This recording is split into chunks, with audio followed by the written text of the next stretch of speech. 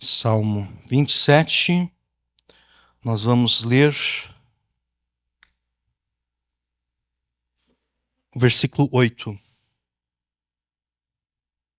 Salmo 27, versículo 8. Quando tu disseste, buscai o meu rosto, o meu coração disse a ti, o teu rosto, Senhor, buscarei. Amém. Até aqui a leitura da palavra de Deus. Há um tempo atrás eu assisti uma sketch de comédia, um videozinho no YouTube, na qual um rapaz conhece a sua esposa 30 segundos depois de ter ganho 10 milhões de dólares na loteria. 30 segundos depois de ele ter ganho na loteria, ele conheceu a sua esposa. Antes de ganhar na loteria, essa que agora se tornou a esposa dele, sempre respondia com um não, todas as vezes que ele convidava ela para sair. Quer sair comigo? Não quero. Não. Eu te tenho apenas como amigo, não te amo dessa forma, então eu não quero sair contigo.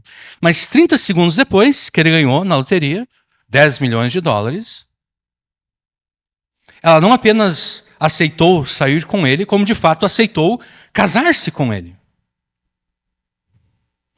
Um casal de amigos tentou em vão convencê-lo de que aquela mulher era interesseira. Eles tentaram convencer ele, mas não conseguiram convencer. Essa sketch de comédia deixa de ser engraçada para se tornar trágica quando nos lembramos que pessoas como essa mulher de fato existem. E perceba que não há nada de errado em uma mulher querer casar-se com um milionário ou um bilionário, caso o objeto de desejo dela, o objeto do amor dela seja aquele homem e não o dinheiro que ele tem, não os bens que ele tem. E essa mulher, ela vai demonstrar que o objeto do seu amor e desejo é o seu marido e não os bens dele, se ela estiver disposta a cumprir o voto que ela proferiu diante de Deus. E qual foi o voto que ela proferiu diante de Deus?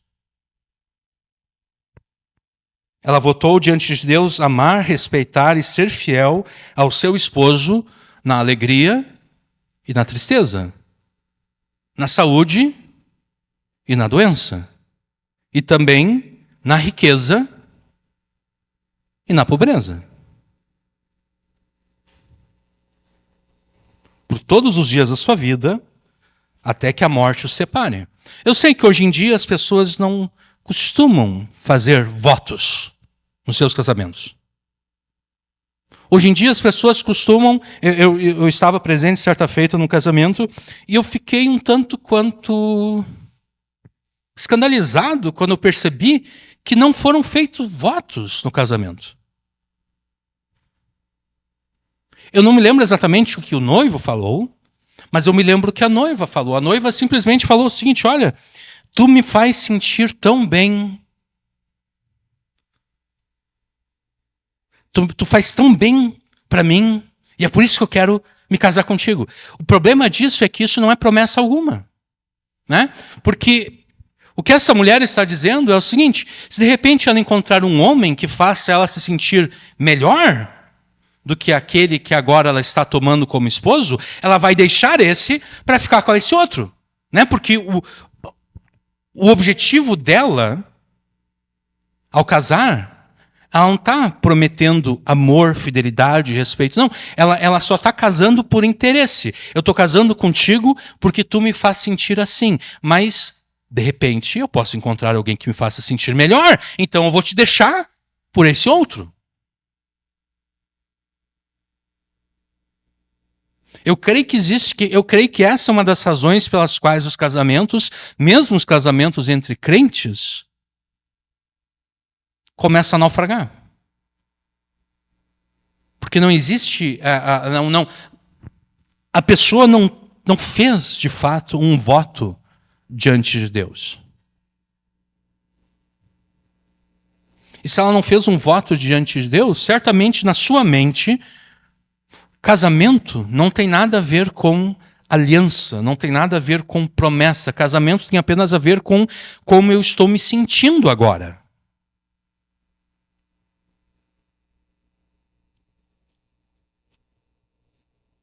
Se eu não estou... Quando eu casei, eu estava me sentindo bem, mas agora eu já não estou mais me sentindo bem. Aquele outro homem com o qual eu estou flertando, isso pensando no caso da mulher, né? Aquele outro homem com quem eu estou flertando, ele me faz sentir melhor. Então acho que eu vou deixar o meu marido para ficar com esse outro homem. E o homem pode pensar a mesma coisa, né? Eu estava feliz, mas agora eu já não estou mais, não estou me sentindo bem.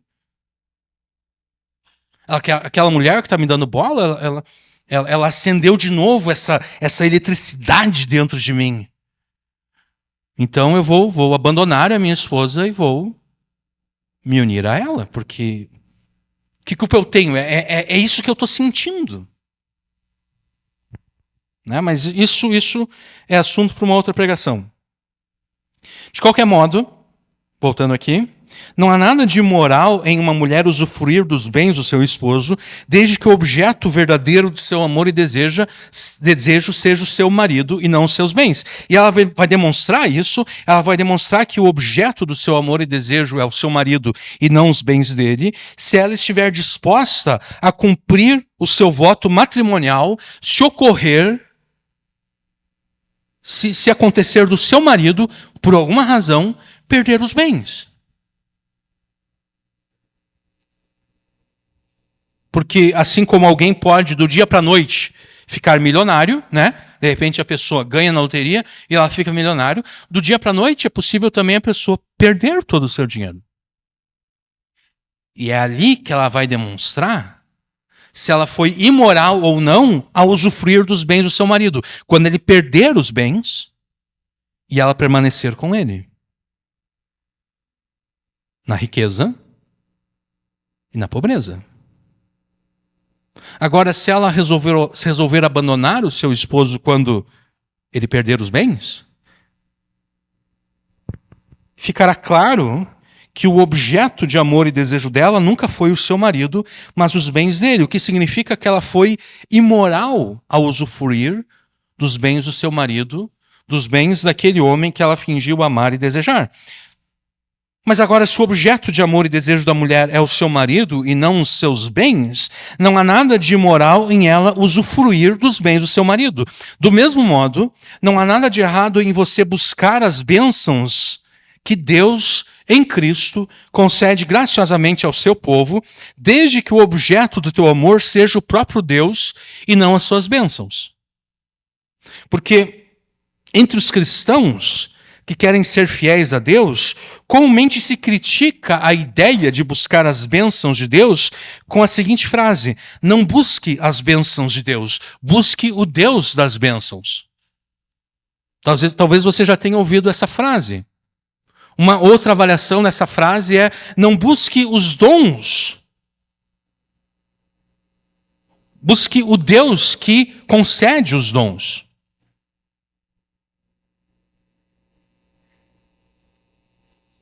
Não busque as bênçãos, busque o abençoador. O objetivo dessa frase e outras variações dela é prevenir que os crentes em Jesus se relacionem com Jesus, com Deus, com base no vil interesse. Como aquela mulher que se casa com o seu marido unicamente porque ele é rico, unicamente porque é milionário ou bilionário. Então, esses crentes, com essa frase, eles querem impedir que os seus irmãos se relacionem com Deus com base no interesse. Bom, eu quero Jesus porque Jesus vai me fazer feliz. Eu quero Jesus porque Jesus vai me abençoar. É por isso que eu quero Jesus. Essa frase, ela é corretamente usada contra os ensinos e práticas de igrejas como a Universal do Reino de Deus, a Mundial do Poder de Deus, a Internacional da Graça de Deus e demais igrejas e pastores que promovem a teologia da prosperidade. Contra essas igrejas, contra esses pastores, essa frase é usada de forma correta. Mas assim como não há nada de imoral em uma mulher usufruir dos bens do seu esposo, desde que o objeto de amor e desejo dela seja o seu marido e não os seus bens, assim também não há nada de errado em você buscar as bênçãos que Deus, em Cristo, concede ao seu povo, desde que o objeto do teu amor seja o próprio Deus e não as suas bênçãos. Então essa frase, não busque as bênçãos de Deus, busque o Deus das bênçãos, essa frase nem sempre é correta. Ela é correta se você está combatendo a teologia da prosperidade. Mas ela é errada se ela é dita contra alguém que verdadeiramente ama a Deus. Ela é errada se ela é dita contra um irmão que verdadeiramente ama Jesus e serve a Jesus, mesmo que Jesus tire tudo dele, ele vai continuar servindo a Jesus. Ela é errada quando é usada contra esse irmão, contra esse crente.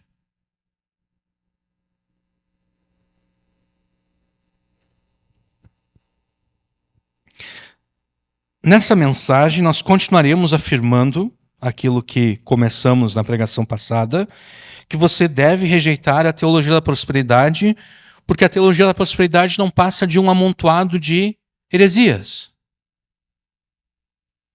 Mas você, ao abandonar ou ao rejeitar a teologia da prosperidade, você jamais deve adotar em seu lugar uma teologia da pobreza, do sofrimento e da desgraça.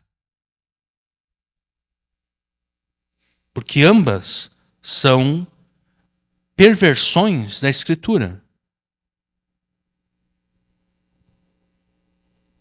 Uma leitura, conforme nós afirmamos na semana passada, uma leitura contextual e correta da Escritura, ela concluirá que o cristão experimenta neste mundo tanto a bênção em meio aos sofrimentos, como também os sofrimentos em meio à bênção. A vida do cristão é esse misto de bênção e sofrimento.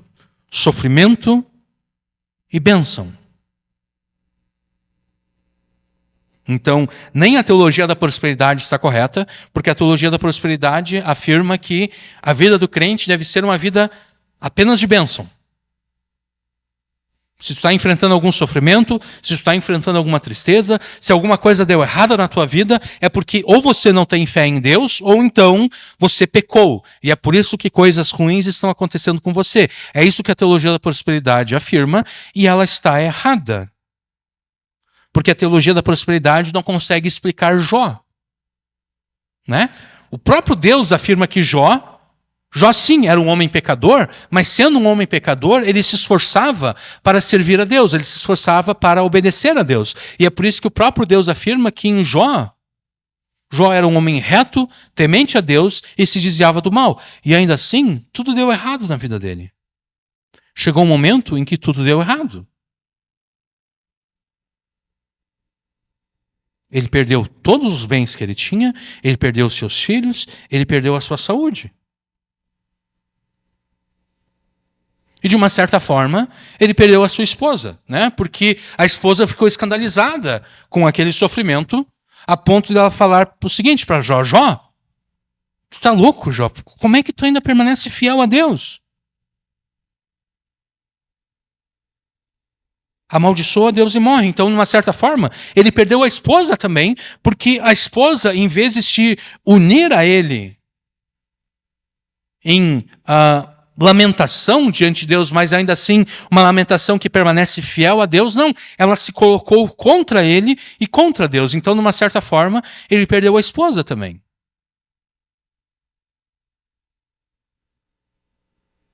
A teologia da prosperidade, então, não consegue explicar Jó. A teologia da prosperidade não consegue explicar Davi. O homem segundo o coração de Deus. E quando a gente começa a ler os salmos escritos por Davi, na maioria deles, Davi está enfrentando algum tipo de sofrimento.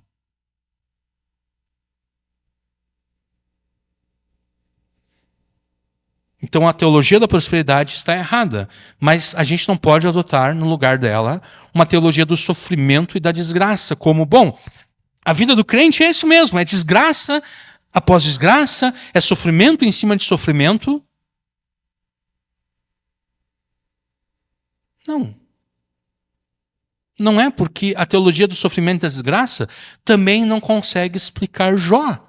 Porque Jó, no final da sua aprovação, ele teve toda a sua prosperidade devolvida, ele teve os seus filhos devolvidos, obviamente não aqueles que morreram, mas ele teve outros filhos, ele teve a sua saúde restaurada. Então a vida do crente não é sofrimento em cima de sofrimento. Não, existe a bênção em meio ao sofrimento e existe o sofrimento em meio à bênção.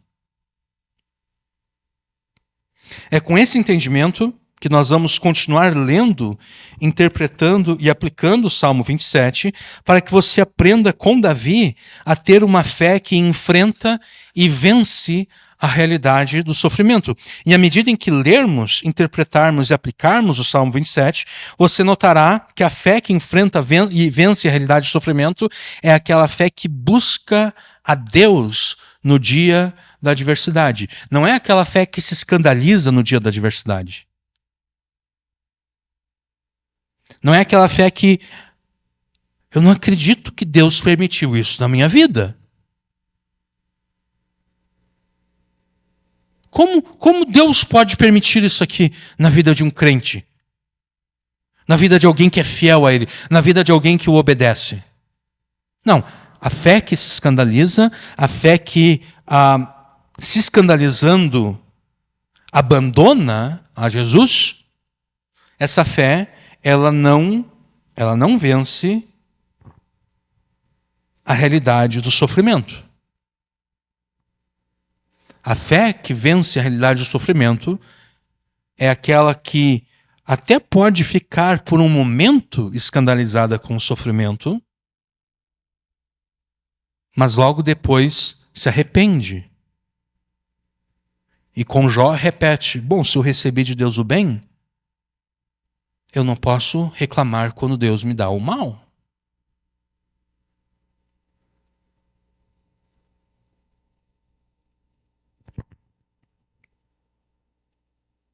A fé que vence a realidade do sofrimento é aquela que busca a Deus no dia da adversidade. É aquela que busca a face de Deus no dia da adversidade.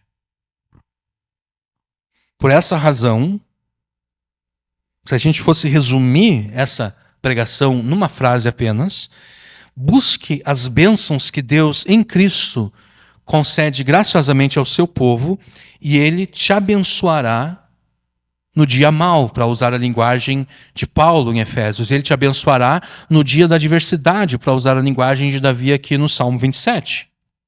E ao longo dessa mensagem nós vamos demonstrar como você vai se assegurar que o objeto do teu amor é o próprio Deus e não as suas bênçãos, para que você tenha plena confiança de que ao buscar as bênçãos que Deus em Cristo concede ao seu povo, Ele de fato vai te abençoar naquele dia em que você mais precisa, no dia da adversidade. Nós começamos na semana passada a tratar no Salmo 27, a abordar o Salmo 27, e nós afirmamos que o Salmo 27 ele pode ser dividido em duas partes. Uma canção de confiança em Deus, entre os versículos 1 a 6, o Senhor é a minha luz e a minha salvação, a quem temerei? O Senhor é a força da minha vida, de quem eu me recearei? Quando os malvados, meus adversários e meus inimigos se chegaram contra mim para comerem as minhas carnes, tropeçaram e caíram. Ainda que um exército me cercasse, o meu coração não temeria. Ainda que a guerra se levantasse contra mim, nisto confiaria. Uma coisa pedi ao Senhor e a buscarei, que possa morar na casa do Senhor todos os dias da minha vida, para contemplar a formosura do Senhor, a beleza do Senhor, e inquirir no seu templo. Porque no dia da adversidade, no dia mau, ele me esconderá no seu pavilhão, no oculto do seu tabernáculo me esconderá, por-me-á sobre uma rocha. Também agora minha cabeça será exaltada sobre os meus inimigos que estão ao redor de mim. Por isso oferei sacrifício de júbilo no seu tabernáculo. Cantarei, sim, cantarei louvores ao Senhor. Essa primeira parte do Salmo 27 é uma canção de confiança em Deus. A segunda parte do Salmo 27 é um lamento a Deus devido ao sofrimento. E esse lamento começa no versículo 7. Ouve, Senhor, a minha voz quando clamo. Tem também piedade de mim e responde-me. Quando tu disseste, buscai o meu coração disse a ti, o teu rosto, Senhor, buscarei. Não escondas de mim a tua face, não rejeites ao teu servo com ira. Tu foste minha ajuda, não me deixes nem me desampares, ó Deus da minha salvação. Porque quando meu pai e minha mãe me desampararem, o Senhor me recolherá. Ensina-me, Senhor, o teu caminho e guia-me pela vereda direita por causa dos meus inimigos. Não me entregues à vontade dos meus adversários, pois levantaram falsas testemunhas contra mim e os que respiram crueldade. Pereceria sem dúvida se não cresse que veria a bondade do Senhor na terra dos viventes. Espera no Senhor, anima-te e ele fortalecerá o teu coração. Espera, pois, no Senhor. Aqui é Davi animando a si próprio. Né? Espera no Senhor, anima-te e ele fortalecerá o teu coração. É Davi dizendo a si próprio: espera, pois, Davi, no Senhor. E nós podemos subdividir essas duas partes em 4 pontos. Dos versículos 1 até 3, Deus te defenderá no dia da adversidade. Dos versículos 4 a 6, Deus te esconderá com a sua presença no dia da adversidade. Versículos 7 a 10, Deus te ordena a buscar a sua face no dia da adversidade. E versículos 11 a 14, Deus te abençoará no dia da adversidade. Na pregação passada, em função do tempo, nós conseguimos apenas abordar os 2 primeiros pontos. Deus te defenderá no dia da adversidade, Deus te esconderá com a sua presença no dia da adversidade. E por que Deus te defenderá no dia da adversidade? Porque se você crê em Jesus, você pode afirmar com Davi no verso 1 que ele, Jesus, é a tua luz, salvação e fortaleza. O que significa que, assim como Davi, não há por que você ter medo de ninguém. O Senhor é minha luz, é minha salvação, a quem temerei? O Senhor é a força da minha vida. De quem me recearei? Eu não sei vocês, para mim, o argumento de Davi aqui me lembra muito Romanos 8. Que diremos, pois, à vista dessas coisas? Se Deus é por nós, quem será contra nós? Se Deus é a nossa luz, salvação e fortaleza, a quem temerei? De quem me recearei? Quem será contra nós? Aquele que não poupou o seu próprio filho, mas por todos nós o entregou, será que não nos dará graciosamente com ele todas as coisas? Quem tentará acusação contra os eleitos de Deus? É Deus quem os justifica. Quem os condenará? É Cristo quem morreu, ou antes, quem ressuscitou, o qual está à direita de Deus e também intercede por nós. Quem nos separará do amor de Cristo? Será a tribulação, ou a angústia, ou a perseguição, ou a fome, ou a nudez, ou o perigo, ou a espada? Como está escrito, por amor de ti somos entregues à morte continuamente, fomos considerados como ovelhas para o matadouro, mas em todas essas coisas somos mais do que vencedores por meio daquele que nos amou, porque eu estou bem certo de que nem a morte, nem a vida, nem os anjos, nem os principados, nem as coisas do presente, nem do porvir, nem os poderes, nem a altura, nem a profundidade, nem qualquer outra criatura poderá nos separar do amor de Deus que está em Cristo Jesus, nosso Senhor. Nós afirmamos na pregação passada que nem Paulo em Romanos 8 e nem Davi aqui no Salmo 27 professam um triunfalismo barato. E por triunfalismo barato eu me refiro àquilo que normalmente a teologia da prosperidade afirma, que é o seguinte: o crente fiel não sofre neste mundo. É isso que eu quero dizer com triunfalismo barato. A ideia de que você triunfa sem sofrer perda alguma. A ideia de que você vence sem ser ferido no campo de batalha. Essa é uma ideia falsa. Por isso eu chamo de triunfalismo barato. Sim, os filhos de Deus, eles triunfam. Mas eles triunfam em meio ao sofrimento. Eles vencem no campo de batalha, sim, mas eles são feridos no campo de batalha. Nós sabemos que nem Davi nem Paulo defendem esse triunfalismo barato, porque tanto um como o outro, Paulo em Romanos 8 e Davi aqui no Salmo 27, ambos confessam a existência do sofrimento. Ambos confessam a ocorrência até mesmo da tragédia. Porque que tragédia maior pode haver do que a morte? Né? E Paulo fala da morte. Nem a morte pode nos separar. Quer dizer, quando nem a morte pode nos separar, quer dizer que o crente muitas vezes vai morrer. Não morrer de velho, mas vai morrer, vai ser tirado deste mundo de forma violenta. Então, Davi, aqui no Salmo 27, e Paulo em Romanos 8, ambos confessam a existência do sofrimento, a realidade do sofrimento e até mesmo da tragédia. Se Paulo não defende um triunfalismo barato em Romanos 8, o que ele quer dizer com em todas essas coisas somos mais do que vencedores? Porque normalmente essa frase é usada para dizer o seguinte, olha, o crente não sofre, porque em todas essas coisas nós somos mais do que vencedores. Se Davi não defende um triunfalismo barato no Salmo 27, o que ele quer dizer com a quem temerei? De quem me recearei, no versículo 1 aqui.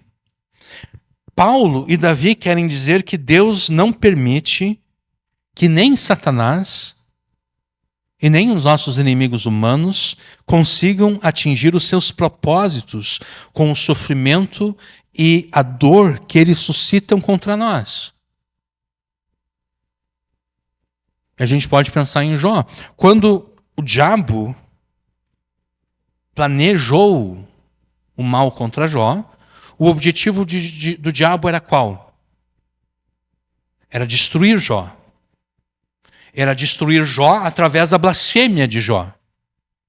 Porque caso Jó blasfemasse, ele estaria renegando a Deus.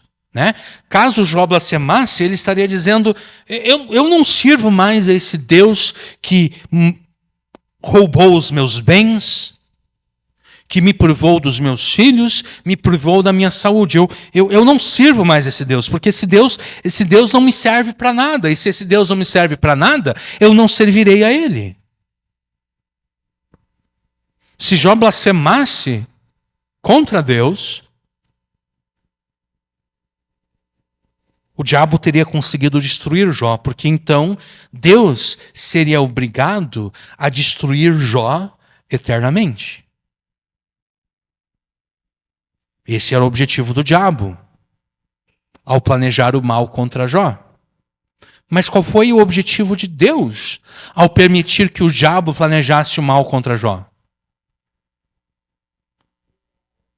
Provar a Jó, levar Jó a ter um conhecimento mais profundo de quem era o próprio Deus, porque no final do livro Jó vai dizer, olha, eu conheci o Senhor apenas de ouvir falar, mas agora os meus olhos contemplam o Senhor, agora eu entendo melhor o Senhor. Enquanto o objetivo do diabo era destruir Jó,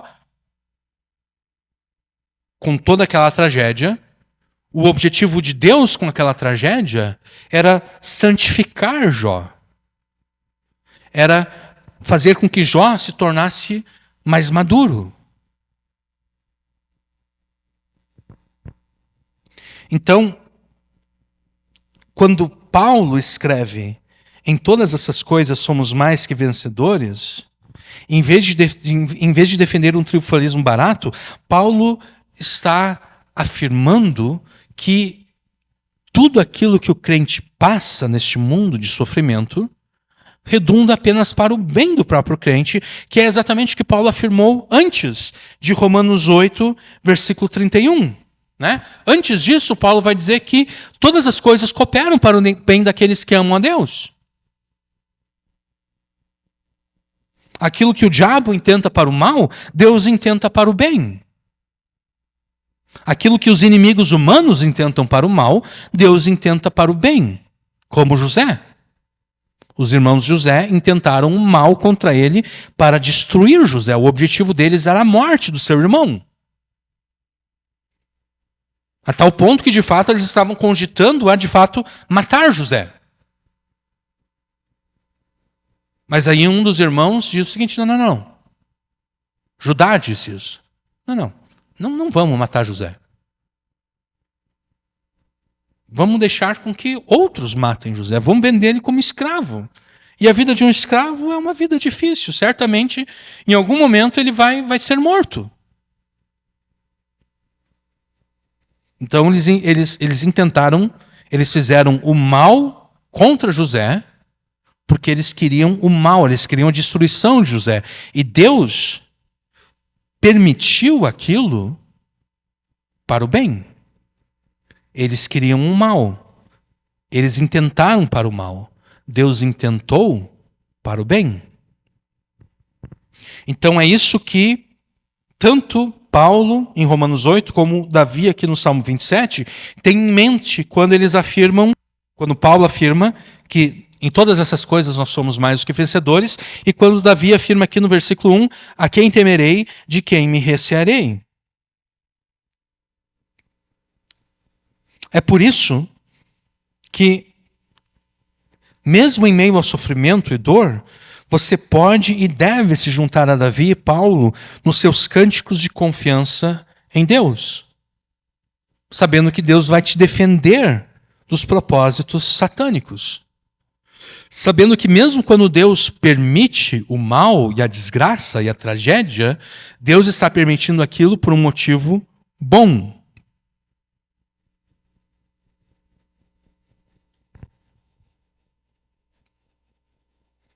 Então, tenha plena confiança de que Deus vai te defender no dia da adversidade. E te defendendo no dia da adversidade, Deus vai te esconder com a sua presença. Versículos 4, 5 e 6. Uma coisa pedi ao Senhor e a buscarei, que possa morar na casa do Senhor todos os dias da minha vida, para contemplar a formosura do Senhor e inquirir no seu templo.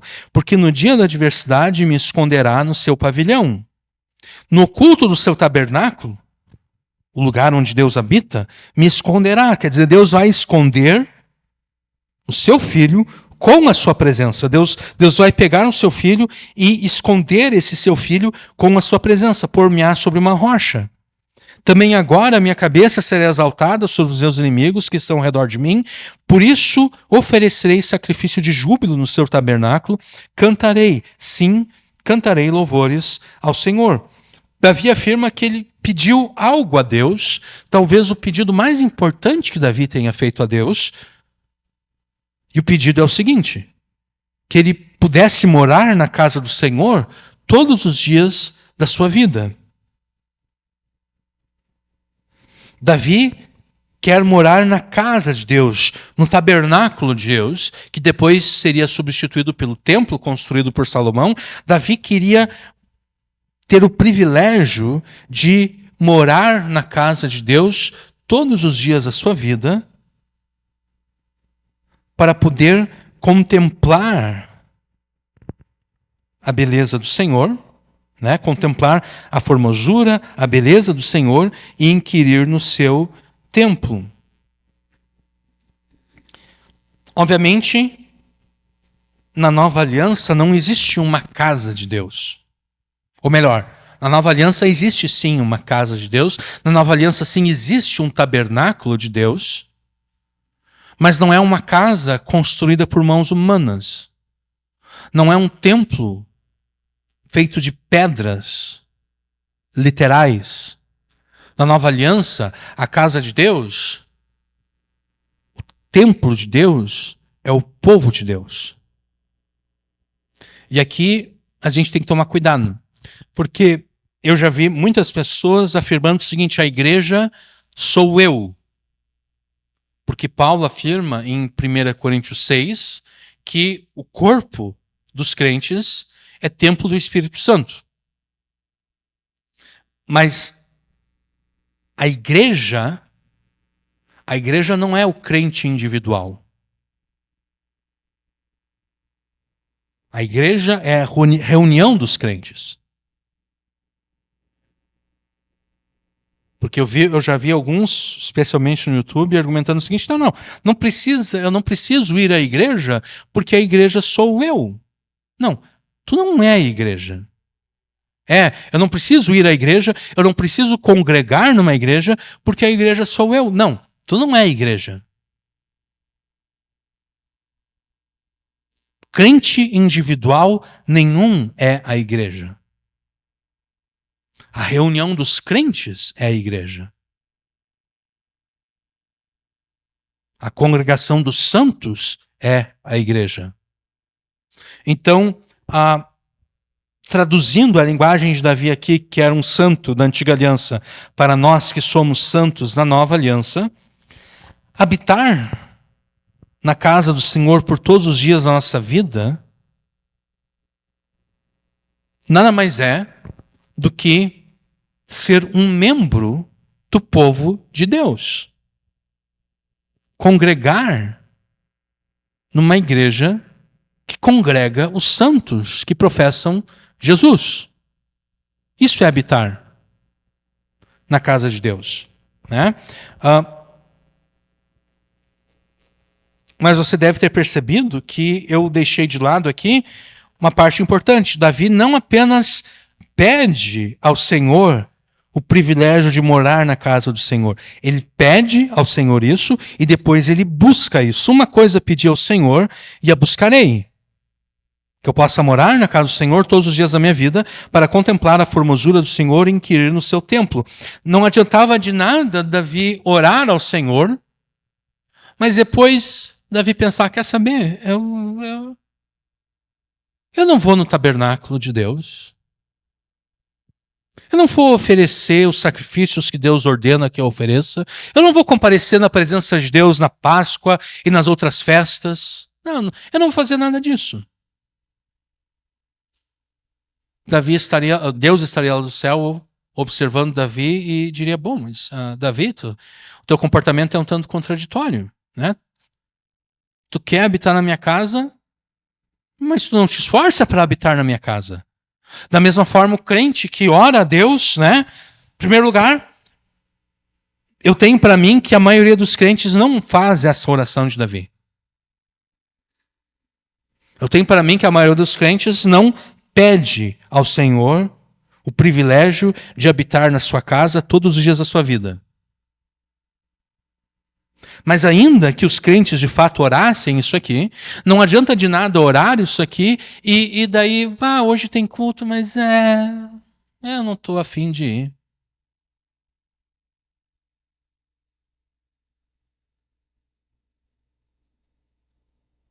É uma contradição.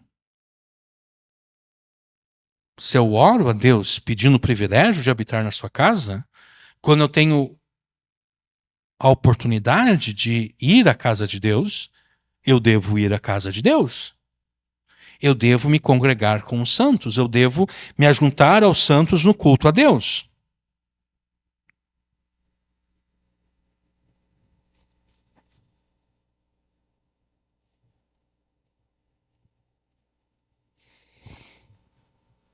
Por que Davi quer habitar na casa do Senhor? Ele quer habitar na casa do Senhor para contemplar a beleza do Senhor, a formosura do Senhor, como nós temos aqui na nossa tradução, né?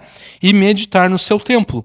A palavra hebraica noam, traduzida aqui como formosura, ela diz respeito às características intrínsecas de um ser ou de objeto, características essas que são prazerosas àquele que estuda este ser ou objeto. O objetivo de Davi não era contemplar a Deus com os seus olhos, porque Deus já havia dito a Moisés que nenhum homem poderia vê-lo e permanecer vivo.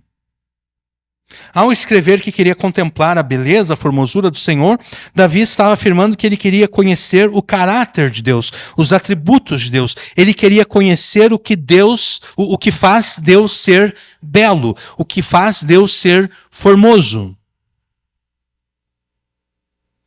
O que faz com que Deus seja desejável?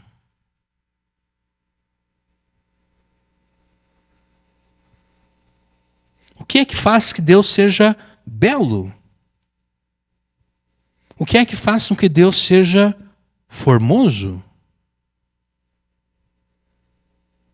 O que faz Deus ser belo, formoso, desejável é o seu caráter, os seus atributos. Contemplar a beleza do Senhor é explicada pela frase meditar no seu templo. O objetivo de Davi era habitar na casa do Senhor, para meditar na palavra de Deus, para que à medida em que ele estudasse a Escritura, ele pudesse entender o caráter de Deus, os atributos de Deus, aquilo que faz Deus ser belo, para então viver a sua vida neste mundo segundo o próprio Deus, imitando a beleza de Deus, imitando as perfeições de Deus.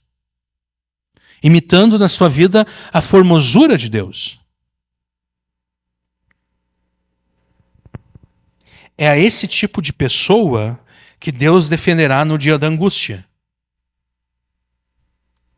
É esse tipo de pessoa que Deus vai esconder no seu tabernáculo com a sua presença. É esse tipo de pessoa que Deus vai colocar sobre uma rocha que é capaz de suportar os vendavais e as tempestades da vida. Aqui eu estou me referindo a Mateus 7, finalzinho do Sermão do Monte. Jesus afirma, aquele que ouve essas minhas palavras e as pratica é semelhante a um homem que construiu a sua casa sobre a rocha. Então vem a chuva, vem os ventos, os rios a transbordam, mas nada daquilo consegue destruir a casa. Por quê? Porque ela foi construída sobre a rocha. É a esse tipo de pessoa que Deus vai exaltar sobre os seus inimigos. No versículo 6, Também agora a minha cabeça será exaltada sobre os meus inimigos que estão ao redor de mim. Por isso, eu farei sacrifício de júbilo no seu tabernáculo, cantarei, sim, cantarei louvores. Você deve ser esse tipo de pessoa a quem Deus protege, a quem Deus esconde no seu tabernáculo com a sua presença, a quem Deus coloca sobre uma rocha. E como você será esse tipo de pessoa? Pedindo a Deus diariamente que pela sua misericórdia e graça, manifestadas por Deus em Cristo, Ele te dê o privilégio e a honra de habitar na sua casa por todos os dias da tua vida. E tendo feito esse pedido continuamente a cada dia, você deve efetivamente se esforçar para habitar na casa do Senhor por todos os dias. Você deve usar o teu melhor horário para orar a Deus e estudar a sua palavra, tendo o expresso objetivo de conhecer aquilo que faz Deus ser belo. Aquilo que faz Deus ser formoso. E de repente você está pensando, eu nem sabia que Deus era belo, eu nem sabia que Deus era formoso.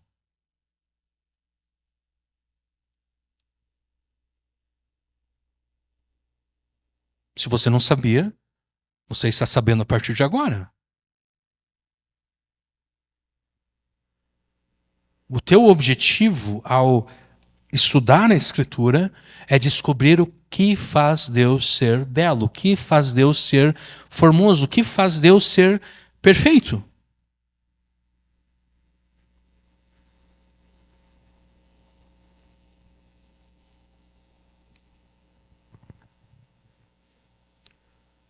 O teu objetivo é contemplar nas páginas da Escritura a beleza de Deus, a formosura de Deus. E você consegue contemplar com mais perfeição a beleza de Deus, a formosura de Deus, enxergando Jesus. Porque Jesus é a expressa imagem de Deus. Jesus é a imagem perfeita de Deus. Jesus disse, aquele que me vê, vê o Pai. Não porque Jesus seja o Pai, Jesus não é o Pai, porque o Filho não pode ser o Pai e o Pai não pode ser o Filho. Não, mas ambos, com o Espírito Santo, são o mesmo Deus. Um único Deus, três pessoas que participam dessa divindade. E tudo aquilo que o Pai é, o Filho também é. E o Filho se fez carne para nos mostrar quem é Deus, porque ninguém pode ver a Deus, né? João escreveu isso no versículo 18 do capítulo 1 do seu Evangelho. Ninguém pode ver a Deus.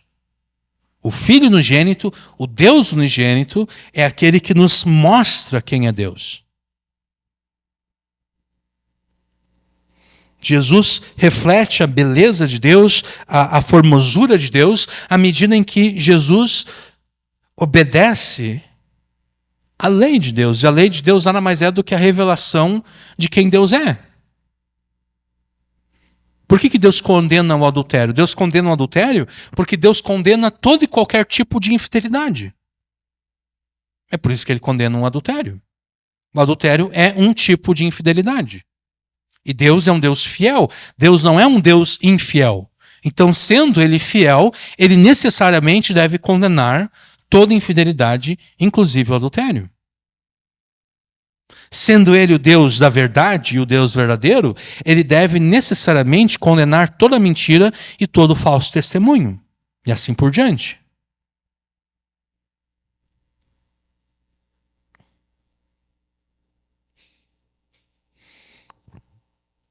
Então, para que você seja esse tipo de pessoa que Deus esconde com a sua presença,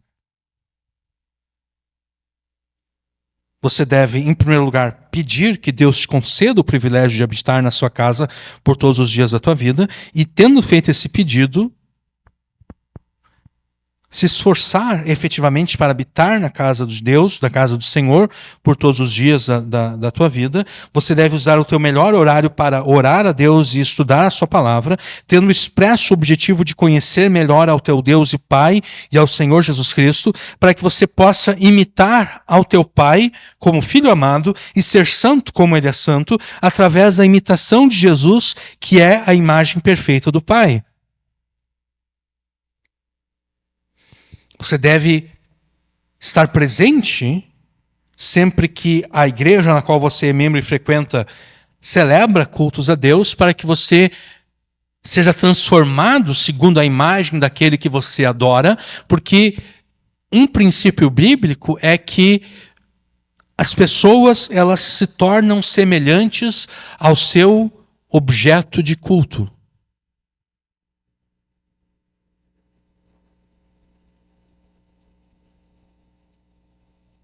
Isso está escrito nos Salmos. Está escrito também em Isaías. As pessoas são transformadas segundo a imagem daquilo que elas adoram. Você deve ser transformado à imagem de Jesus Cristo, à imagem de Deus, então você deve adorar a Deus. Se você despreza o culto a Deus, você não será transformado à imagem de Jesus. Você não será feito semelhante a Deus. Você não será santo como Deus é santo. Você não será perfeito como o teu Pai Celeste.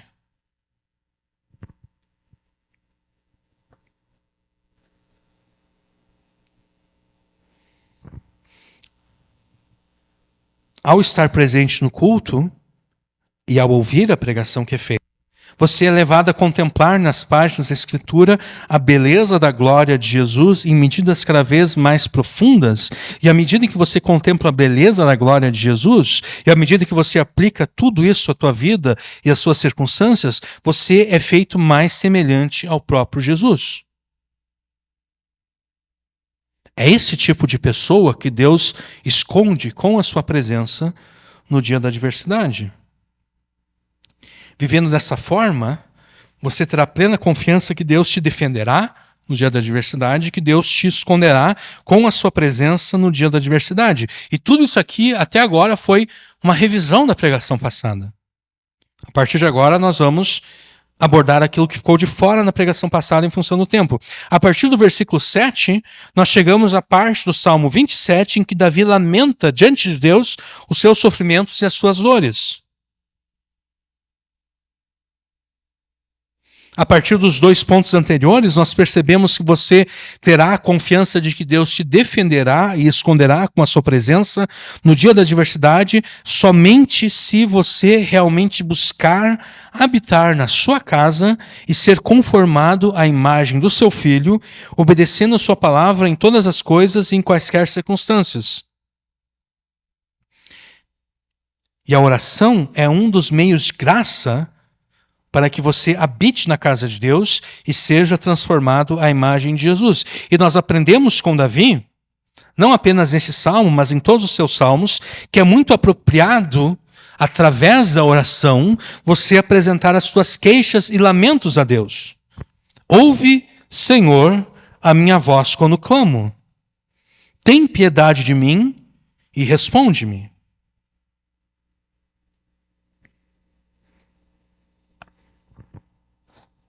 Davi começa o seu lamento pedindo que Deus ouça a sua voz. Pedindo que Deus tenha piedade dele e o responda aquilo que ele está pedindo. Dificilmente, quer dizer, não vou afirmar isso, mas na maioria das vezes, nós não começamos as nossas orações pedindo que Deus nos ouça. Nós assumimos que Deus vai nos ouvir, e essa pressuposição é correta. Se nós nos aproximamos de Deus em oração em nome de Jesus, nós estamos corretos ao pressupor que Deus vai nos ouvir. Mas mesmo assim, nós deveríamos começar a oração pedindo que Deus nos ouça. Mais do que isso, nós deveríamos começar as nossas orações pedindo que Deus respondesse positivamente aquilo que nós vamos pedir a Ele. Porque é assim que Davi começa aqui, né? Ouve, Senhor, a voz quando eu clamo, tem também piedade de mim e responde-me. E certamente quando Davi pede aqui que Deus o responda, Davi está pensando numa resposta positiva. Porque um não também é resposta. Mas Davi aqui está pedindo que Deus faça o que ele está pedindo.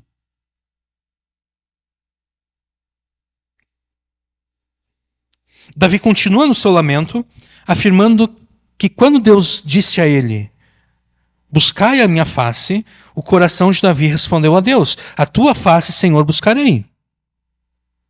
O teu rosto, Senhor, buscarei. Deus continuamente está nos dizendo, busque a minha face. Mas nós custamos a ouvir a voz de Deus que nos ordena buscá-lo. Quando é que Deus nos conclama a buscar a sua face? Em todos os momentos. Mas especialmente nos momentos de angústia, nos momentos de sofrimento, nos momentos de dor. Especialmente ali, Deus está usando a angústia, o sofrimento, a dor, para com essas circunstâncias nos dizer, busque a minha face.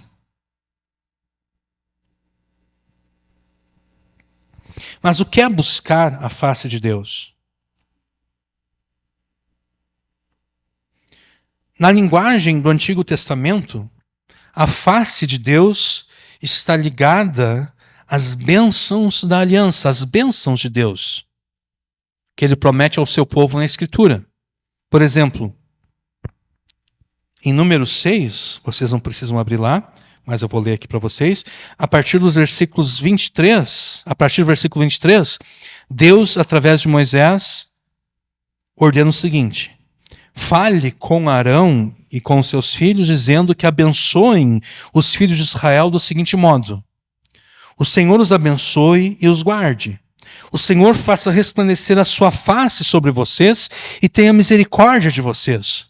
O Senhor sobre vocês levante a sua face e lhes dê a paz. Assim os sacerdotes porão o meu nome sobre os filhos de Israel e eu os abençoarei. Então, na linguagem do Antigo Testamento, a face de Deus, o rosto de Deus, está ligado às bênçãos de Deus, às bênçãos da aliança.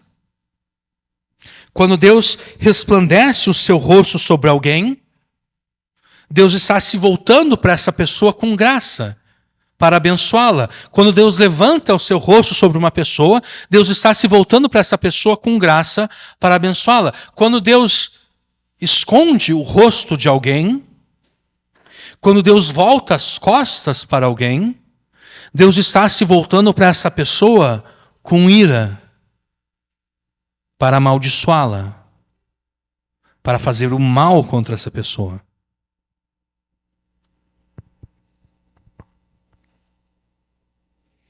Buscar a face de Deus, então, dentre outras coisas, significa orar a Deus com fé, fundamentado na sua graça, pedindo que Ele cumpra nas nossas vidas as bênçãos prometidas ao seu povo e as promessas contidas na sua palavra, as mesmas bênçãos e promessas que garantirão a nossa libertação e salvação de tudo aquilo que nos causa angústia, sofrimento e dor nos dias de adversidade. Isso fica ainda mais claro no versículo 9, quando Davi faz 3 pedidos a Deus. Não escondas de mim a tua face, não rejeites ao teu servo com ira, tu foste a minha ajuda, não me deixes nem me desampares, ó Deus da minha salvação. Não escondas de mim a tua face e nem rejeites o teu servo com ira, são os 2 primeiros pedidos. O terceiro pedido é, tu foste a minha ajuda, portanto não me deixes nem me desampares, ó Deus da minha salvação. Se Deus esconder a sua face de Davi, Deus o estará rejeitando com ira.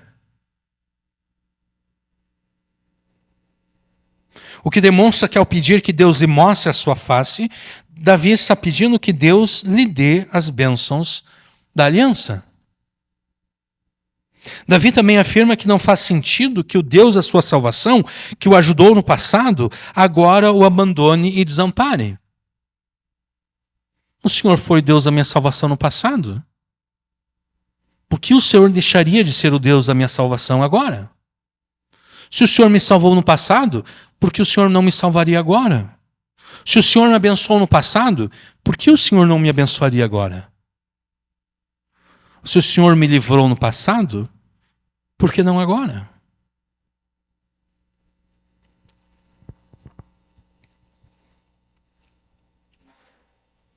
Cristãos bem intencionados muitas vezes criticam a oração dos seus irmãos, afirmando que está errada a oração que se limita apenas a pedir bênçãos. Né? Eu já vi pastores pregando isso. Falando que a oração dos crentes muitas vezes se limita a apenas pedir, e é só, a pessoa só faz pedidos a Deus. Né? Ela só está preocupada em receber. Ela não se preocupa em orar, por exemplo, pelo avanço do reino de Deus. Venha o teu reino, seja feita a tua vontade, assim na terra como no céu. Né? Porque a oração do Pai Nosso, muitos apresentam como um modelo de oração, como um roteiro de oração, como aquilo que deve ser a nossa preocupação ao orarmos a Deus. E os pedidos pessoais a Deus ficam concentrados na segunda metade da oração. Né? É só depois de ter se preocupado com o avanço do reino de Deus é que a pessoa vai pedir que o pão nosso de cada dia nos dá hoje. Então, existe uma certa... essa crítica de que a oração de muitos crentes apenas se limita a fazer pedidos a Deus, essa crítica é válida em alguns casos, Mas, de novo, ela só é válida quando, de fato, a pessoa não se preocupa com o reino de Deus. Ela, de fato, não está buscando o reino de Deus e a justiça desse reino em primeiro lugar. Nesses casos, essa crítica é válida. Mas só porque essa crítica é válida, não quer dizer que você não possa, de fato, fazer pedidos a Deus.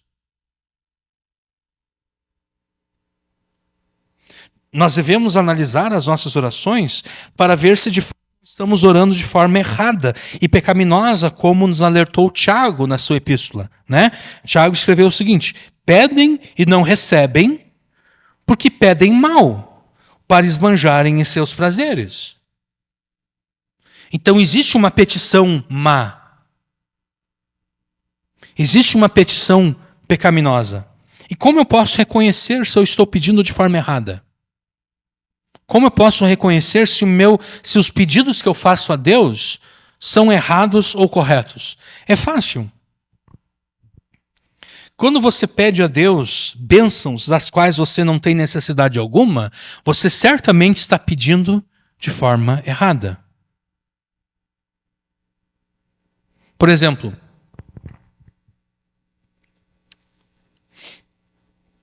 você quer um segundo carro. Você já tem um carro, mas você quer um segundo carro. Como saber se o pedido que você vai fazer a Deus por um segundo carro é um pedido correto ou errado? Depende da tua motivação ao pedir. Por que você quer um segundo carro? Ah, Senhor, eu preciso de um segundo carro porque eu preciso do carro para trabalhar, mas a minha esposa também precisa do carro para levar as crianças na escola, buscar as crianças, ir no mercado fazer compras. Só que fica difícil porque eu preciso do carro para trabalhar e daí a gente fica se dividindo e no fim eu não consigo produzir tanto porque tem hora que eu tenho que parar de trabalhar para buscar as crianças na escola, ir no mercado fazer compras. É um pedido justo. Agora, se você está pedindo um segundo carro porque o teu vizinho tem 2 carros agora e você quer demonstrar que você também tem capacidade de ter 2 carros, aí você está pedindo mal. Porque de fato não é uma necessidade tua. Você está pedindo literalmente para esbanjar em prazeres. Como o Tiago escreveu aqui.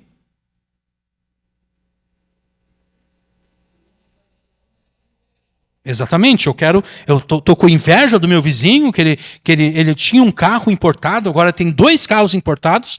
Eu também já tinha um carro importado, mas agora eu quero que Deus me dê um segundo carro importado, porque eu sou filho do rei. Entendeu? Deus é o dono do ouro e da prata. Deus tem que me dar um segundo carro importado para que o meu vizinho saiba que ele não é melhor do que eu. Tu está pedindo para esbanjar em prazeres. Segundo Tiago, você está pedindo mal.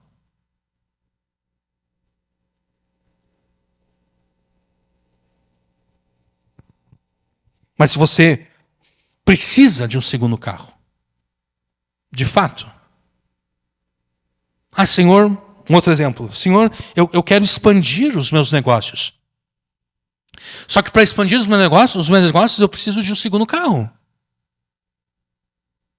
Porque enquanto eu estou num lugar fazendo serviço, o meu funcionário vai poder estar em outro lugar fazendo outro serviço. Assim a gente vai conseguir produzir mais. Pedido justo, correto? Você não está pedindo para esbanjar em prazeres. Não, você quer progredir no trabalho. E isso é algo bom. Você quer produzir mais. E os crentes deveriam querer ser pessoas que produzem cada vez mais.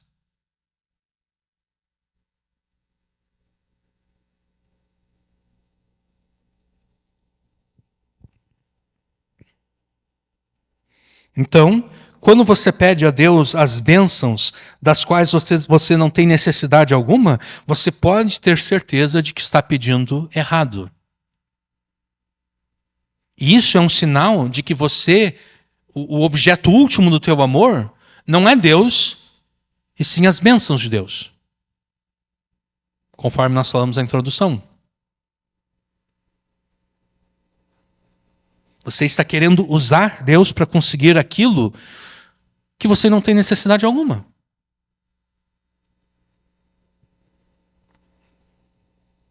Mas se você percebe em si próprio, na família, né, no trabalho, uma necessidade digna, cuja solução já foi apresentada por Deus na sua palavra, na forma de promessa ou bênção, você pode ter a certeza de que você está orando de forma correta, conforme a vontade preceptiva de Deus, ao pedir tal bênção.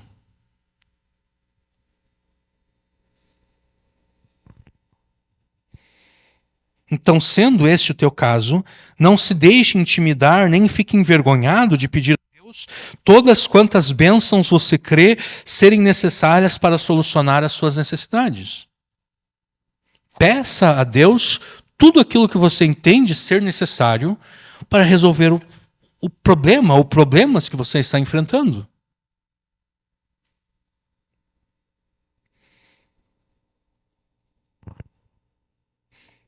Como eu disse, este é um dos requisitos pelo qual você demonstra que o objeto do teu amor é o próprio Deus e não as bênçãos. E o requisito é esse: a busca das bênçãos e promessas de Deus, das quais você realmente sente necessidade, e não daquelas coisas que você meramente deseja sem de fato necessitar delas. Outro requisito pelo qual você demonstra que o objeto do teu amor é o próprio Deus e não as suas bênçãos é a tua obediência a Deus mediante a tua imitação de Jesus. Você deve obedecer a Deus imitando a Jesus, não para que você se torne digno, não para que você se torne merecedor das bênçãos de Deus, mas porque Jesus é aquele que se fez digno e merecedor de todas as bênçãos de Deus, conquistando essas bênçãos para todo aquele que nele crê. Você deve imitar a Jesus porque é ele que se fez digno de todas as bênçãos. Ele é que se fez merecedor de todas as bênçãos. Então, orando em nome de Jesus, por que orar em nome de Jesus? Você já pensou isso? Porque no Novo Testamento nós somos ensinados a orar em nome de Jesus? Porque Jesus fala no Evangelho de João que os pedidos que nós devemos fazer a Deus devem ser feitos no nome dele. A razão é a seguinte: é ele que se fez merecedor de todas as bênçãos. Então, quando você se aproxima de Deus em oração, pedindo algo, você pede em nome de Jesus. Esse em nome de Jesus é como se você estivesse dizendo: Senhor, não olhe para mim, porque se o Senhor olhar para mim, o Senhor vai ver que eu não sou digno de receber nada do que eu estou pedindo. Olha para Jesus. Eu estou orando em nome de Jesus. Olhe para Jesus e então conceda a mim, em nome de Jesus, aquilo que eu estou pedindo a ti. Por isso, a oração feita em nome de Jesus. Imite a Jesus, porque ele que se fez merecedor de todas as bênçãos. Ore em nome de Jesus, porque ele se fez merecedor de todas as bênçãos. E então peça a Deus todas quantas bênçãos você crê serem necessárias para solucionar as suas necessidades. E orando assim, orando dessa forma, orando conforme a vontade preceptiva de Deus, orando conforme as bênçãos que o próprio Deus promete na sua palavra, orando a Deus conforme as promessas que Deus faz na sua palavra, você pode ter a certeza de que Deus está te ouvindo de boa vontade, o que garante a você o recebimento daquilo que você pede a Ele. Esta é a confiança que temos para com Ele. Que se pedirmos alguma coisa segundo a sua vontade, Ele nos ouve. E se sabemos que Ele nos ouve quanto ao que lhe pedimos, estamos certos de que obtemos os pedidos que lhe temos feito. Esse é 1 João 5, 14 e 15. e a certeza de que nós podemos obter tudo aquilo que nós pedimos a Deus em nome de Jesus é delineada por Paulo em 2 Coríntios 1, versículos 19 e 20. Porque o Filho de Deus, Jesus Cristo, que foi anunciado entre vocês por nós, não foi sim e não. Pelo contrário, nele, no Filho de Deus, em Jesus, sempre houve o sim, porque todas as promessas de Deus têm nele o sim. Por isso também por meio dele se diz o amém, para a glória de Deus, por meio de nós. Todas quantas promessas existem da parte de Deus na Escritura, têm em Jesus o sim. Por isso, de novo, a importância de orar em nome de Jesus. Por quê? Porque em Jesus, todas as promessas têm o sim de Deus. Se Deus olhasse para mim, se Deus olhasse para você, a resposta de Deus seria não. Mas feito o pedido em nome de Jesus, a resposta é sim.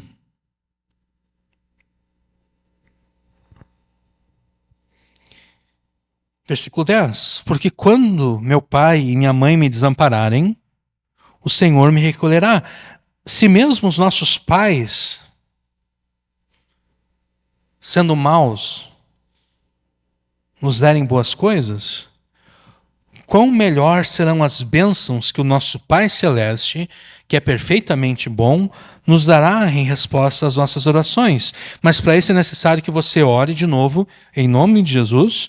É necessário que você ore a Deus com uma fé perseverante. Porque aqui está outro erro que nós muitas vezes cometemos. Nós começamos a orar por um assunto e a gente percebe aquilo que nós... A percepção que nós temos é que Deus está com má vontade. Porque a gente ora por uma semana, 2, 3 semanas, um mês, 2, 3, 4, 5, 6 meses e nada acontece. Pelo contrário, às vezes parece até que está piorando a circunstância. Então a gente pensa, pô, eu acho que Deus não quer me dar isso. Então eu não vou mais orar. Quando nós pensamos dessa forma, nós estamos desprezando o que Jesus ensinou 2 vezes no Evangelho de Lucas. A oração deve ser perseverante. E mesmo quando nós temos a impressão que Deus está dizendo não, nós devemos continuar orando. Né? Porque numa das parábolas que Jesus contou em Lucas, é aquela parábola que o homem foi bater na porta do seu vizinho de madrugada, e ele está batendo na porta, o vizinho grita de dentro da sua casa, o que está querendo aí, me acordando nessa hora da madrugada? O cara explica, olha, chegou uma visita aqui na minha casa e eu não tenho pão para apresentar, eu não tenho nada para oferecer para essa minha visita aqui comer. Tu poderia me dar um pouquinho de pão aqui para eu apresentar para essa pessoa que chegou na minha casa?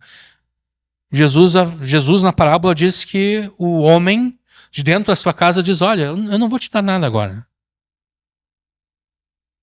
Já está tarde, eu já estou deitado aqui. Eu não vou me levantar para te dar pão algum. A boa educação nos ensina o seguinte, bom, eu não vou incomodar mais o meu vizinho, né? Eu já me atrevi a bater na porta dele de madrugada. Ele me disse que não vai me dar nada, então, pô, eu vou chegar para minha visita e vou dizer, olha, infelizmente, tu chegou num mau horário aqui, eu não tenho nada para te apresentar. E é isso que a boa educação nos ensina. Né? Mas Jesus nos ensinou a sermos mal educados, entre aspas. Jesus disse, deve continuar batendo na porta. Não deixa o teu vizinho dormir. Então, quando se tem a impressão de que Deus está dizendo não, Jesus afirma, você não pode confundir a impressão de Deus estar dizendo não com o não de Deus. Só porque está demorando, não quer dizer que Deus esteja dizendo não. Deus está demorando porque ainda não chegou a hora. Mas se não chegou a hora, é porque em algum momento vai chegar a hora. E você deve continuar insistindo até que chegue o momento certo. Então muitas vezes a gente desiste de orar, né? Ora por um tempo, não está acontecendo nada, está piorando a situação, está ficando mais difícil a situação, eu vou desistir de orar. Jesus não deveria ter desistido. É mais ou menos como aquela história no Antigo Testamento. O profeta Eliseu ficou doente da doença que ele haveria de morrer, e o rei de Israel vai visitar o profeta Eliseu. E o rei de Israel está, ele está no meio da guerra ali contra os seus inimigos. E o profeta Eliseu está deitado na sua cama, adoecido. O rei chega lá e o profeta Eliseu sabe das circunstâncias de Israel. Ele sabe daquela guerra e ele diz para o rei de Israel: olha, abre aquela janela ali, pega um arco, pega várias flechas e dispara contra o chão as suas flechas. E o rei de Israel disparou 3 vezes, se eu não me engano. E o profeta Eliseu ficou indignado contra o rei. Ele disse: tu deveria ter disparado 5, 6, 7 vezes. Porque se tu tivesse disparado, as flechas que tu está disparando, elas representam a vitória de Deus para Israel. Se tu tivesse disparado 5, 6, 7 vezes, a vitória que Deus daria a Israel seria uma vitória completa. Mas como tu disparou apenas 3 vezes, Israel só vai conseguir derrotar os seus inimigos em 3 batalhas. Então é mais ou menos essa história, né? Não adianta orar por 3 meses e daí desistir. Não adianta orar por 6 meses e então desistir. Não adianta orar por 1, 2, 3 anos e então desistir. Não. Ore até que você receba aquilo que está pedindo. Ore até que você receba aquilo que você está pedindo. Ore até que ou você esteja morto ou você receba aquilo que está pedindo a Deus.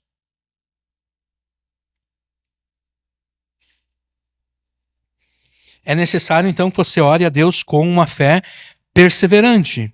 E em pregações passadas, nós demonstramos que o pecado é um impeditivo dessa oração perseverante. Porque o pecado, quando eu peco, eu estou duvidando dos mandamentos de Deus. Por isso eu peco. Por isso eu transgrido os mandamentos de Deus, porque eu estou duvidando dos mandamentos de Deus. E essa dúvida acerca dos mandamentos de Deus, logo, logo ela vai aumentar com relação à dúvida às promessas de Deus. Eu vou começar a duvidar das promessas de Deus. Então eu começo duvidando dos mandamentos e termino duvidando das promessas. Por isso que o pecado é um impeditivo da oração perseverante. Eu estou orando, mas ao mesmo tempo eu estou pecando contra Deus. E à medida que eu vou pecando contra Deus, daqui a pouco eu peco porque eu duvido do mandamento, daqui a pouco eu começo a duvidar da promessa. E duvidando da promessa, se eu duvido da promessa, por que eu vou continuar orando? Eu não vou continuar orando, né? Eu não creio mais na promessa, eu vou parar de orar. Então o pecado é um impeditivo da oração perseverante. Outro impeditivo da oração perseverante é a confissão positiva. A confissão positiva é uma das heresias comumente ensinadas por aqueles que aderem à teologia da prosperidade. A confissão positiva afirma que você somente deve confessar aquilo que é bom, aquilo que é positivo, porque se você falar algo negativo, você estará dando legalidade ao diabo para que ele haja na tua vida e assim cumpra na tua vida aquelas palavras negativas que saíram da tua boca.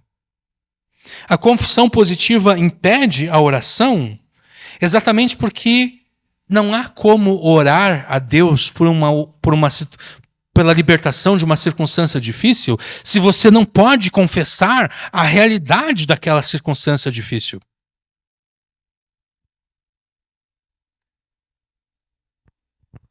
Como você pode orar a Deus pedindo que Ele resolva tudo que está errado na tua vida, se você não pode reconhecer nem confessar o que está errado na tua vida? Como você pode pedir por cura se você não pode reconhecer que está doente? Porque é isso que a confissão positiva ensina. A confissão positiva ensina que você não deve reconhecer que está doente. A confissão positiva ensina que se você está com dor no teu corpo, você não deve confessar que está doendo. Porque se você confessar que está doendo, o diabo vai pegar essa confissão tua, essa confissão negativa, e vai trazer ainda mais dor, ainda mais doença para a tua vida. É isso que a confissão positiva ensina. Mas então, como orar por cura? Como eu posso orar por cura se eu não posso dizer para Deus que eu estou doente?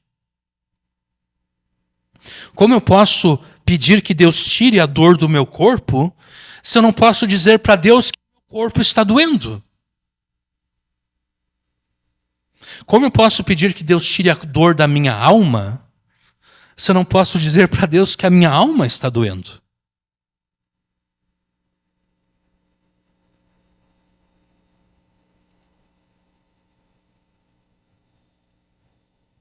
Como você pode pedir por salvação se não pode reconhecer que está perdido? Ou como você pode pedir pela salvação de outra pessoa se você não pode reconhecer que aquela pessoa está perdida? Como você pode pedir por libertação se você não pode reconhecer que está preso? Como você pode pedir por restauração se não pode reconhecer que algo está errado e quebrado?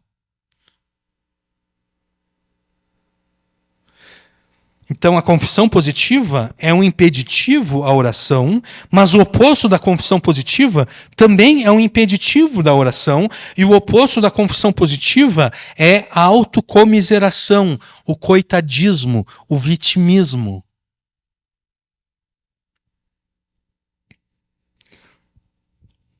Nós encontramos um consolo carnal e pecaminoso ao nos vermos como coitadinhos e vítimas das circunstâncias adversas e da maldade das pessoas. Existe uma consolação carnal nisso. Esse consolo carnal e pecaminoso do vitimismo e do coitadismo impede que busquemos o consolo real e eficaz que apenas Deus pode e quer nos dar pelo cumprimento das suas promessas a nós.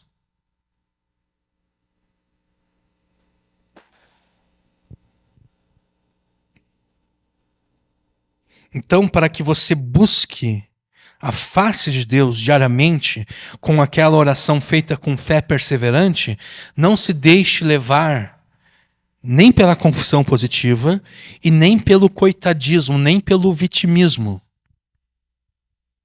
Pelo contrário, com fé, reconheça a realidade da dor e do sofrimento que te afligem e reconheça que apenas Deus tem a resposta adequada a essa dor e a essa circunstância adversa.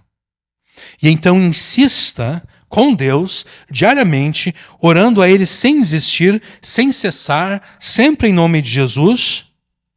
Insista que Ele te abençoe. Peça que Ele te abençoe. Peça aquelas bênçãos que vão resolver o teu problema.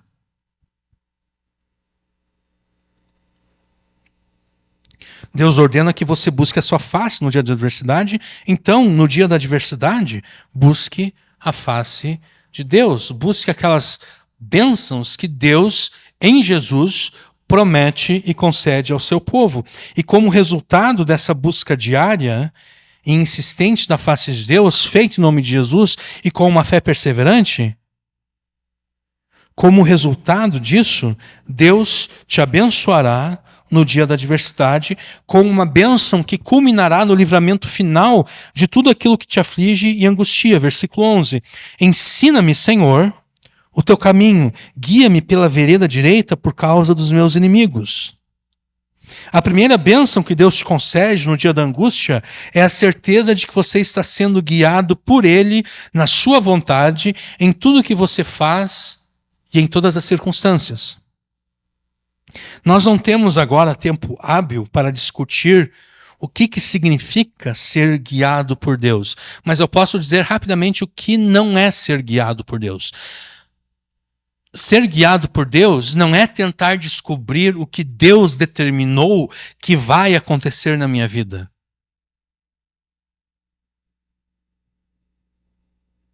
Ser guiado por Deus não tem nada a ver com tentar descobrir os planos ocultos de Deus e os seus decretos misteriosos com relação a você.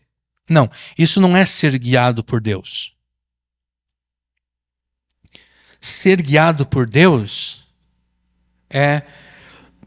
ou melhor, você é guiado por Deus à medida em que você obedece à palavra dele, na sua totalidade, em tudo que você fizer, em quaisquer circunstâncias que você estiver enfrentando. É assim que você é guiado por Deus.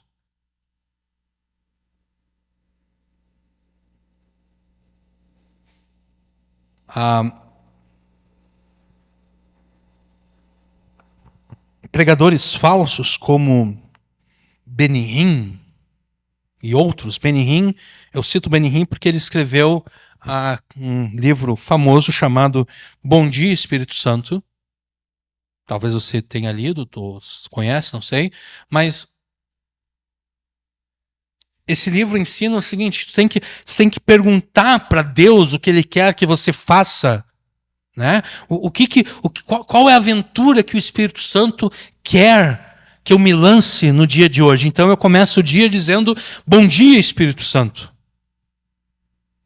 Em nenhum lugar a gente encontra, em nenhum lugar da Escritura a gente encontra isso. Você é guiado por Deus, você é guiado pelo Espírito Santo à medida em que você cumpre as responsabilidades que são tuas. Então, por exemplo, você tem um emprego, né? Todo dia você tem que ir lá, se apresentar no emprego, bater o ponto, né? Começar a trabalhar, cumprir as responsabilidades que são tuas. Você é guiado por Deus à medida em que obedece a Deus no cumprimento das suas responsabilidades no trabalho. Ali você está sendo guiado por Deus. Isso é ser guiado por Deus. A mulher, à medida em que ela acorda, começa a cuidar da casa, apronta os filhos para ir para a escola, leva para a escola, cumpre as suas responsabilidades em casa, de repente passa no mercado, compra alguma coisa, depois volta para a escola de novo, traz as crianças para casa, continua cumprindo as suas responsabilidades no lar. A mulher, ela é guiada por Deus à medida em que ela obedece à palavra de Deus em todas essas coisas, em todas as responsabilidades que são dela.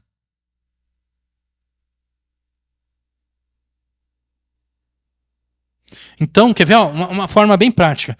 Ser guiado por Deus não é o seguinte: o cara está lá na igreja, ele tem de repente 2, 3 pretendentes, né, para se casar. Ser guiado por Deus não é ele tentar descobrir, não é ele esperar que Deus aponte com qual daquelas 3 mulheres ele deve se casar. Não. Sabe o que é ser guiado por Deus nesse quesito? É o seguinte: ele deve analisar a vida dessas 3 mulheres. Né? Não, eu estou dizendo 3 para ser bem difícil, né? Porque às vezes tem uma, às vezes não tem nenhuma, né? Quer dizer, quando não tem nenhuma, é bem fácil, não tem nenhuma. Mas eu estou colocando 3 exatamente para, né? Pô, cara, e agora? Eu tenho 3 ali para escolher, qual delas vai ser, né? Não é esperar que Deus me mostre num sonho qual delas é que o Senhor quer que eu me case. Não, o que Deus quer que você faça é que você analise qual dessas 3 mulheres é uma discípula mais fiel de Jesus. Qual dessas 3 mulheres vai ser de fato uma boa esposa? Qual dessas 3 mulheres demonstra que vai se submeter a mim? Será que aquela que eu percebo que é rebelde contra o seu pai e contra a sua mãe? Será que do nada ela vai se tornar submissa?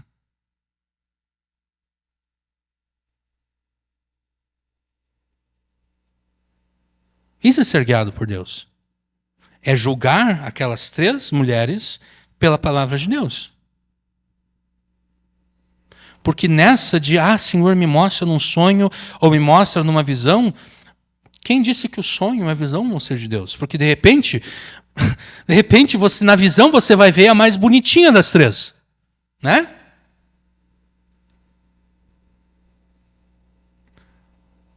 E daí depois de 1 ano, 2, 3 anos de casado, você vai pensar, pô, Deus me enganou. O Espírito Santo me enganou. Não foi o Espírito Santo que te enganou. Foi tu que está esperando ser guiado por Deus de uma forma que Deus não determinou. Eu não estou dizendo que Deus não possa usar meios miraculosos para nos guiar, mas a forma mais normal que Deus nos guia é simplesmente através da obediência à sua palavra em meio às nossas circunstâncias. Eu estou diante de um dilema, eu posso escolher essa opção, eu posso escolher a opção A ou a opção B. Qual das duas opções se enquadra melhor na palavra de Deus?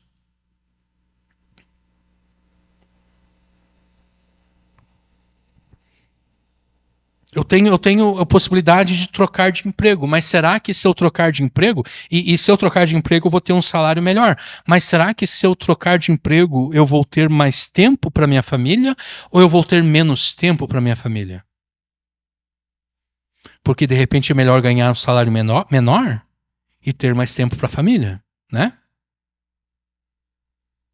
Será que eu vou trocar de emprego e vou ter um salário maior, mas será que de repente eu vou ter que começar a faltar aos cultos, porque esse emprego novo, ele demanda mais tempo de mim e eu não vou poder estar presente nos cultos. Será que é isso que Deus quer? Ou não?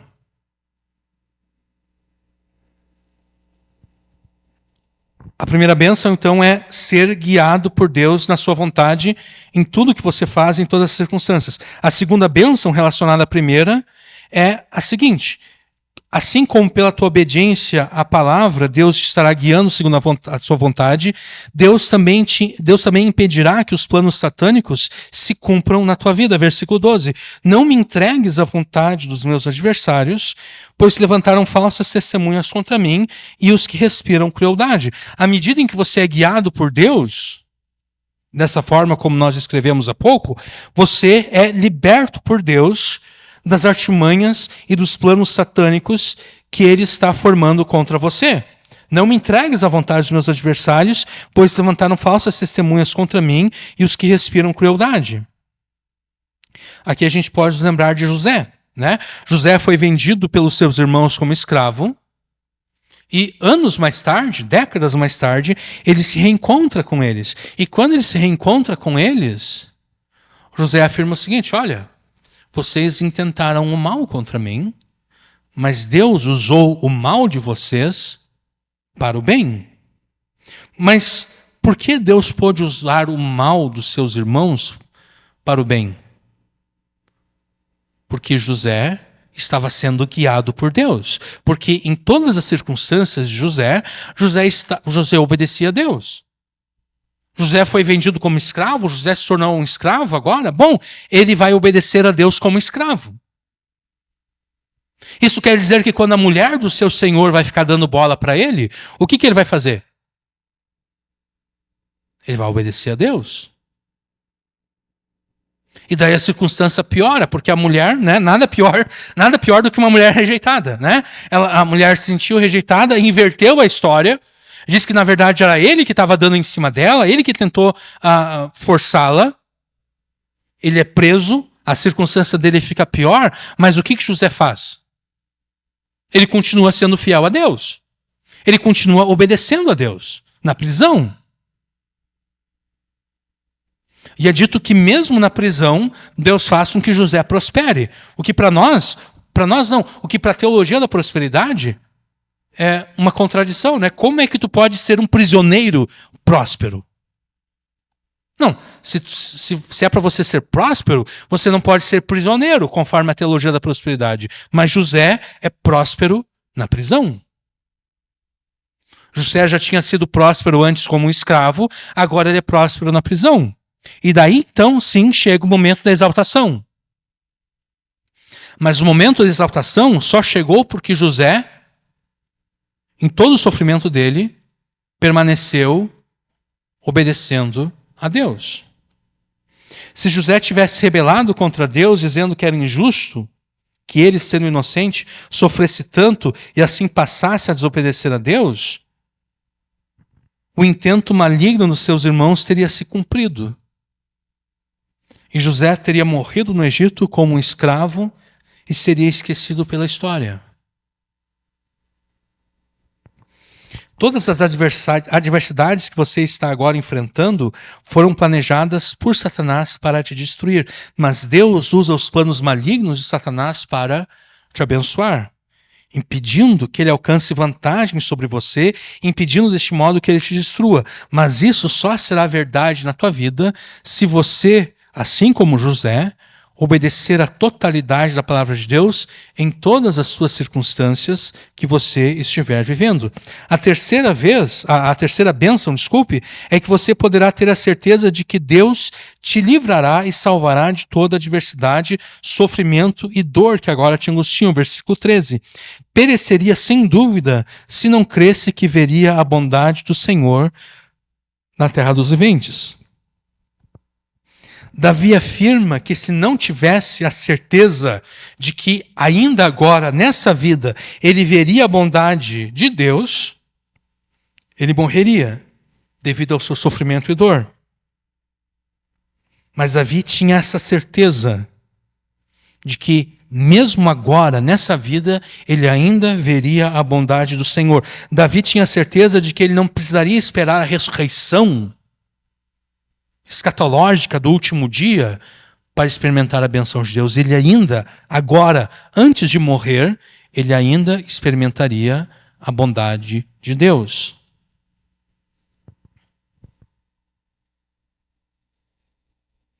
E tendo essa certeza de fé, a quarta bênção, você será animado e fortalecido a esperar em Deus. Versículo 14. Espera no Senhor, anima-te, e Ele fortalecerá o teu coração. Espera, pois, no Senhor.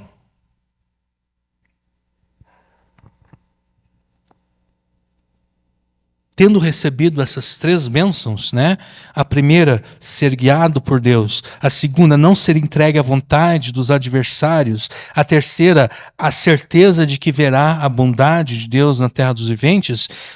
Decorrendo dessas três bênçãos, surge a quarta, que é esse ânimo, essa energia que vem interior e que vai te levar a te animar. Mesmo no meio do sofrimento, você fica animado. Você não fica prostrado, você se anima, o teu coração é fortalecido e você é instigado a continuar esperando no Senhor. E conforme nós já afirmamos em pregações passadas, esperar em Deus nunca é uma atitude passiva. A espera em Deus nunca é... ninguém espera em Deus, do ponto de vista bíblico, cruzando os braços. Você espera em Deus fazendo aquilo que Deus te ordena que você faça. Você espera em Deus cumprindo as suas responsabilidades. É assim que você espera em Deus. Você espera em Deus fazendo tudo aquilo que está ao teu alcance para resolver o problema que você está enfrentando. É assim que você espera em Deus.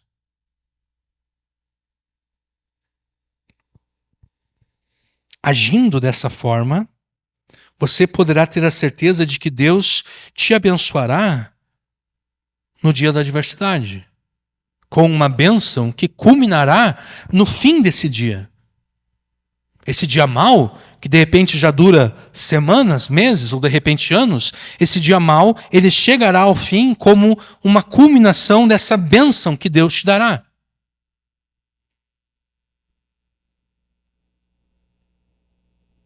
Que diremos então, à vista dessas coisas? Se Deus é por nós, quem será contra nós? Aquele que não poupou o seu próprio filho, mas por todos nós o entregou, será que não nos dará graciosamente com ele todas as coisas? Quem tentará acusação contra os eleitos de Deus? É Deus quem justifica. Quem os condenará? É Cristo quem morreu, ou melhor, quem ressuscitou, o qual está à direita de Deus e também intercede por nós. Nos separará do amor de Cristo? Será a tribulação, ou a angústia, ou a perseguição, ou a fome, ou a nudez, ou o perigo, ou a espada? Como está escrito, por amor de ti somos entregues à morte continuamente. Fomos considerados como ovelhas para o matadouro. Em todas essas coisas, porém, somos mais do que vencedores por meio daquele que nos amou. Porque estou bem certo de que nem a morte, nem a vida, nem os anjos, nem os principados, nem as coisas do presente, nem do porvir, nem os poderes, nem a altura, nem a profundidade, nem qualquer outra criatura poderá nos separar do amor de Deus que está em Cristo Jesus, nosso Senhor. Por essa razão, então, busque as bênçãos que Deus, em Cristo, concede graciosamente ao seu povo, e Ele te abençoará no dia da adversidade. Amém.